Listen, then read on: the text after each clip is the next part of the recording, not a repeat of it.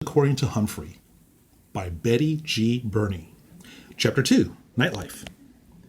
For the rest of the day, I felt sad, sad, sad. You look sad, Humphrey, Golden Miranda said when she was cleaning my cage right before lunch.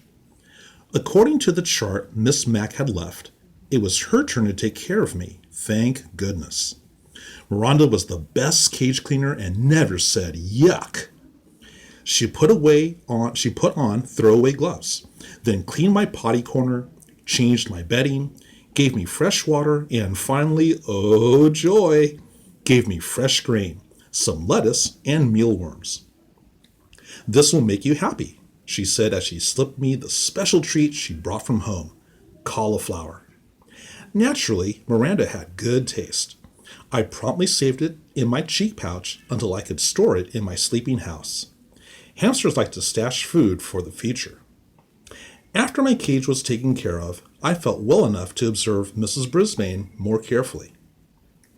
Now, Miss Mac was tall, wore bright blouses, short skirts, and high shoes. She wore bracelets that jangled. She spoke in a loud voice and waved her arms and walked all around the room when she taught. Mrs. Brisbane, on the other hand, was short, with short gray hair. She wore dark clothes and flat shoes, and she didn't jingle at all. She spoke in a voice just loud enough to hear, and sat at her desk or stood at the chalkboard when she taught. No wonder I was feeling drowsy after lunch, all that nice food and all that soft talking. "Is that all this hamster does? Sleep?" she asked at one point when she glanced over at my cage. "Well, he's ternal," replied Raise Your Hand Heidi Hopper. "Raise Your Hand Heidi," said Mrs. Brisbane. "What's ternal?" "You know, ternal. He sleeps during the day," said Heidi. I was wide awake now. "Nocturnal," I squeaked. "Hamsters are nocturnal." "Oh, you mean nocturnal," said Mrs. Brisbane, almost as if she understood me. She turned and wrote the word on the board. "Can anyone else name an animal that's nocturnal?" "Owl," said Heidi. "Raise your hand, Heidi," said Mrs. Brisbane. "But that is correct. An owl is nocturnal. Anyone else?" A voice shouted out, "My dad!" Mrs. Brisbane looked around. "Who said that?" "He did. AJ." Garth Tugwell pointed at AJ.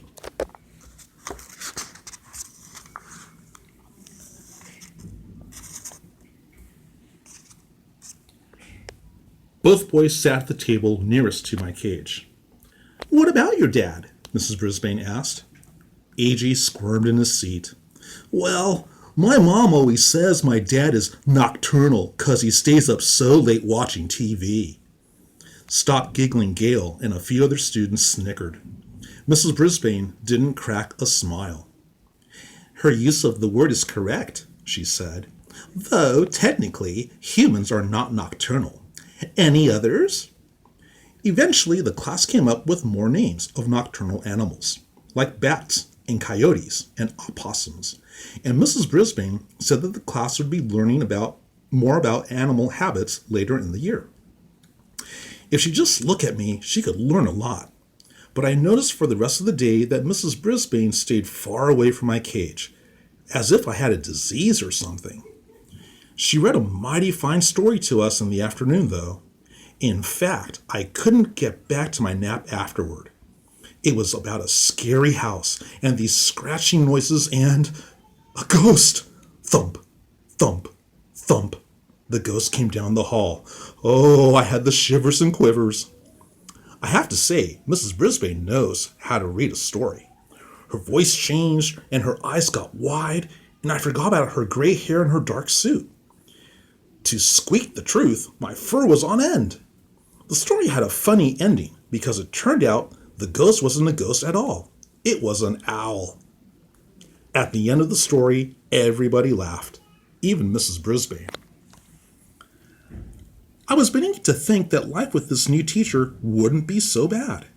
But I changed my mind when the bell rang at the end of the day, and my classmates raced out of the room, leaving me alone with her. She erased the chalkboard and gathered up her papers. I could tell that we'd be going home soon. Suddenly, I began to worry. What if Mrs. Brisbane lived in a scary house with spooky noises and a thumping ghost? Or, even worse, what if Mrs. Brisbane had a scary pet like a dog? My mind was racing as fast as I was spinning my wheel when she finally approached and looked down at me, frowning. "Well, you're on your own now," she said. With that, she closed the blinds and walked away. But I heard her mutter "rodent" under her breath. She left the classroom and closed the door. She left me alone, all alone in room 26. I had never, ever been alone before. As the room slowly grew darker and quieter, I thought back to the happy times at Miss Mack's apartment. There were always cheery lights on, and music, and telephone talking, and, oh dear, during the day I never noticed how the clock on the wall ticked off the seconds one by one very loudly.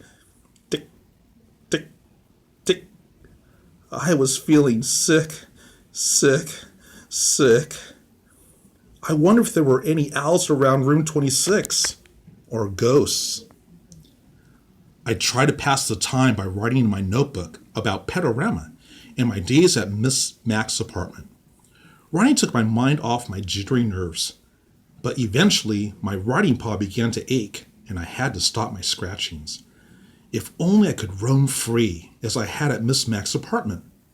Then I remembered the lock that doesn't lock. It only took a few seconds to jiggle the door open. I skittered across the table. Then, grasping at the top of the table leg tightly, I closed my eyes and slid to the ground. Ah, freedom! I dashed along the shiny floor. I darted between the tables and chairs.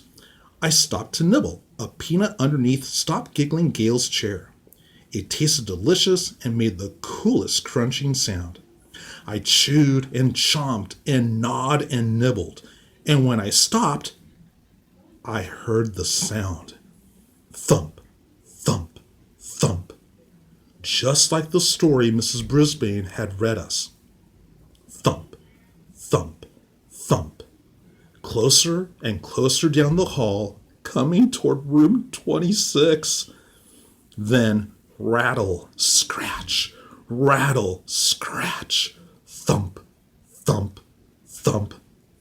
Suddenly, I longed for the protective comfort of my cage. I dropped what was left of the peanut and scampered back. But when I got to the table, I thought a terrible thought. I had slid down the smooth, shiny leg, straight down. But how was I going to climb up again? I flung myself against the table leg, grabbed on, and pushed up, up, up. But I had only made a little progress when I began to slide down, down, down. I was right back where I started. The rattling got louder. The sounds weren't coming toward room 26 anymore. They were coming in room 26. Just then, I noticed a long cord running down from the blinds. Without hesitation, I leaped up and grabbed the cord and began swinging back and forth. My stomach churned and I wished I'd never touched that peanut. But with each swing, I got a little higher off the ground. As soon as I saw the edge of the table, I closed my eyes and dived toward it. Whoosh! I slid across the table and scampered into the cage. As I pulled the door behind me, I was suddenly blinded by light. The something had turned on the lights and was clomping across the floor. It was huge and heavy and coming right toward me. Just then my eyes adjusted to the light and I saw the thing. It was a man. Well, who have we here? A new student? A voice boomed. The man was smiling down at me. My, That was a lovely piece of fur across his upper lip, a nice black mustache. He bent down to peer in at me. I'm Aldo Amato. And who are you? I'm Humphrey, and you scared me half to death, I told him. But as always, all that came out was squeak, squeak, squeak. Aldo squinted at the sign on my cage. Oh, you're Humphrey. Hope I didn't scare you half to death, he said with a laugh. I've just come to clean the room. I come every night. But where have you been? He said. He rolled up a big cart with a bucket and mops and brooms and all kinds of bottles and rags on it. Oh, that's right, he replied as if we were having a real conversation. Mrs. Brisbane came back today. She's a good teacher, you know, Humphrey. Been teaching here a long time. Wish I had a good teacher like her. Say, do you like music, Humphrey? Squeak, squeak, squeak. I tried to tell him I love music almost as much as I love Miss Mac. Suddenly, a song came blasting out of the radio on his cart, and he set to work, sweeping, mopping, moving desks, dusting. But Aldo Amato didn't just dust and mop. He spun and swayed. He hopped and leaped. He twisted and twirled. How do you like the floor show? Aldo asked me as he grasped the mop like a dancer holding his partner. Get it? It's a floor show, 'cause I'm cleaning the floor. Then Aldo roared the biggest roar of a laugh I'd ever heard. His big mustache shook so much, I thought it might fall off. You like that? I'll show you real talent, Humphrey. Aldo Amato picked up his broom and very carefully stood it up with the very tip bouncing on one outstretched fingertip. It wiggled from side to side, but Aldo moved with the broom and managed to keep it balanced straight in the air for an amazingly long time. When he was finished, he bowed deeply and said, What do you think? I'm going to join the circus. And he roared again. Then Aldo wiped his forehead with a big bandana and sat down at the table where AJ usually sits. You know what, Humphrey? You're such good company. I think I'll take my dinner break with you. Do you mind? Please, please, please, I squeaked. Aldo pulled his chair right up to my cage. Hey, you're a handsome guy, like me. Here, a little bit of green won't hurt you, will it? He tore off a piece of lettuce from his sandwich and pushed it through the bars. Of course, I hid it in my cheek pouch. Aldo chuckled. Good for you, Humphrey. Always save something for a rainy day. The two of us shared a very pleasant meal as Aldo told me about how he used to have a regular job where he worked during the day. But then his company closed down and he couldn't find a job for a long time. He couldn't even pay the rent when he was lucky enough to get hired here at Longfellow School. He was glad to get the job, but it's lonely working at night because his friends work during the day. They can never get together like they used to. I tried to speak to him about all the creatures, like me, that are also nocturnal, and Aldo listened. I know you're trying to tell me something, Humphrey, but I can't tell what it is. Maybe you're just saying I'm not alone after all, huh? Squeak! He understood! Aldo stood up and threw his trash into the plastic bag on his cart. Well, I've got a lot of other rooms to clean, my friend, but I'll be back tomorrow night. Maybe I'll take my dinner break with you again. Aldo pushed his cart toward the door and reached for the light switch. No, no, no, I squeaked, dreading the thought of being plunged into darkness again. Aldo stopped. I hate to leave you in the dark, but if I don't turn off the lights, I could lose my job. He clomped back across the floor to the window. Tell you what, I'll leave the blinds open a little. There's a nice light right outside your window. After he turned off the lights and left, I chomped on the lettuce I'd saved and basked in the warm glow of the street light and my new friendship with Aldo. Tip 2. Hamsters are not picky about their food and eat very little. Make sure to feed your pet with a wide variety of tasty foods. Guide to the Care and Feeding of Hamsters by Dr. Harvey H. Hammer. And that's the end of Chapter 2, The World According to Humphrey by Betty G. Burney. So families, tonight, your talking point is about why you think Humphrey, felt sad. Do you think animals show different ways to feel sad? How about humans and people? How do people show that they are sad? How do your friends show that they are sad? How does your family show they are sad? And if you have a pet, a dog, a cat, a hamster, maybe even a fish, how do you know that your pet animal is feeling sad? And that's your talking point for tonight. Good luck. Enjoy the rest of the story.